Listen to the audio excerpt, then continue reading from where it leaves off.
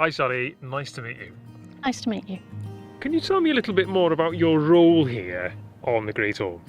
My role is country park warden, but the Great Orme, as well as being a country park, is a site of special scientific interest and a special area of conservation.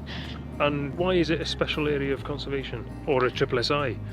Well, it has habitats which are rare, not just in the UK, but the habitats that we've got here, like limestone grassland, heathland, they're rare habitats across the UK and across Europe. So are there plants which are unique to this part of the world? Yes, one plant in particular is endemic to the Great Orme, not found anywhere else in the world, and that's called cotoneaster cambricus, or its Welsh name is Craig Afon. That grows here and nowhere else? Yeah, nowhere else in the world. Yeah. And what's the situation with it at the moment? Well, the original population got down to 6 of the original plants, and the plant is still critically endangered. We've been growing plants from seed and planting them back out onto the Great Orme. And are there any other plants or wildlife of interest? Yeah, there are lots of plants which are classed as nationally rare or nationally scarce. Also, we've got really rare invertebrates, so things that people might have heard of are a silver-studded blue butterfly, and on the Great Orme the silver-studded blue here is a subspecies which is endemic to the Great Orme. It's a unique and sensitive habitat. It really is, and the limestone grassland is just spectacular, and there isn't much left of it in the UK.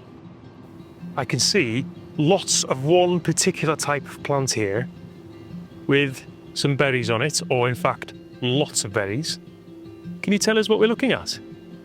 Yeah, it's wall cotoneaster. It's a non-native cotoneaster which has been planted in local gardens, public and private gardens, and because of these prolific berries it's very attractive to birds.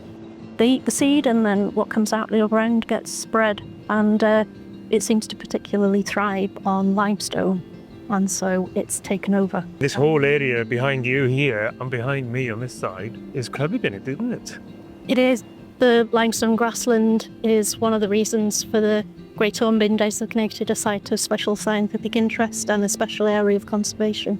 And it's a habitat that's at threat, and one of those threats is the spread of non-native plants, and cotoneaster is one of the worst. So no one planted it here, it's found its own way here. Yeah, planted originally in nearby gardens, but then it escapes the boundary of gardens either by creeping out through the fence or by birds, usually spreading the seed is the most common way. So essentially it's an escapee from a garden. And is there anything you can do about it in terms of managing it here on a Gogarth? It's really difficult to get rid of. The soils here are quite shallow and the rock isn't very far below the surface, and it seems to root deeply into the rocks, so you can't pull it up.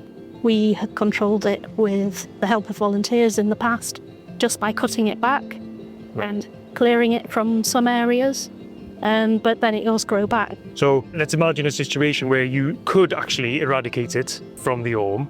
That wouldn't solve the problem, would it?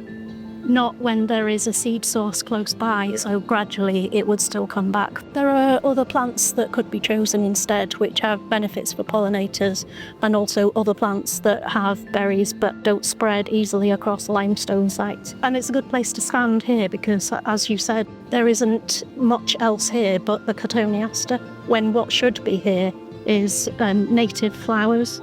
I suppose it's the native plants that would grow here are better at supporting our local wildlife. That's right. We also have very rare insect species, and they all rely on those native plant species that should be growing here. So what we're looking at is a really sensitive habitat that That's supports lots of native wildlife, but has been taken over by a plant that escaped from people's gardens. That's right, and it takes an awful lot of time and money to clear a hillside like this. Often that has to be done with contractors, given the scale of the problem. If someone is thinking about going out into the garden and to find out whether or not they have wall cotoneaster, what should they be looking out for? Well, it has very small leaves, When it's in flower, you get absolutely covered in the white flowers. And then in later these red berries form. And it's shrubby, it's woody. Yes, it has that kind of flat herringbone pattern to the branching, doesn't it? Yeah, so it spreads out with branches crossing. The best thing to do really, if you do have it in garden, if you keep it under control by pulling up any seedlings that are produced so it doesn't spread, preferably pushing it back completely so that it doesn't produce flowers. So the message is, don't plant any more of it in your gardens. That's right. Help protect nature and unique habitats like the limestone grassland here on y Gogarth by not planting invasive plants in your garden. By getting rid of plants that you already have if they are invasive, or by deadheading plants to stop the spread of seeds into the wider countryside.